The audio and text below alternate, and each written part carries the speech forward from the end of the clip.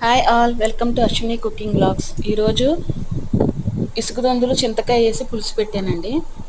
మనకు కావాల్సినవి ఇసుకదొందులు, ఉల్లిపాయ, చింతకాయ, కొత్తిమీర, పచ్చిమిరపకాయలు, ఎల్లుల్లిపాయ, కరివేపాకు,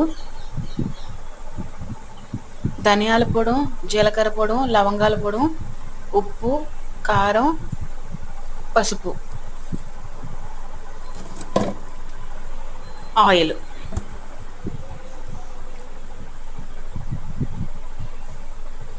ఇప్పుడు అన్నీ ఇసుకదొందుల్లో ముందు ఉప్పు, కారం, పసుపు, ధనియాల పొడి, జీలకర్ర పొడి, లవంగాల పొడి, కారం, ఉప్పు, పసుపు, ఎల్లుల్లిపాయ, ఉల్లిపాయ, పచ్చిమిరపకాయలు, కొత్తిమీర అన్నీ వేసేసి బాగా కలుపుకుని, ఆయిల్ కూడా కొంచెం తక్కువే వేసుకోండి, ఎక్కువ వద్దు.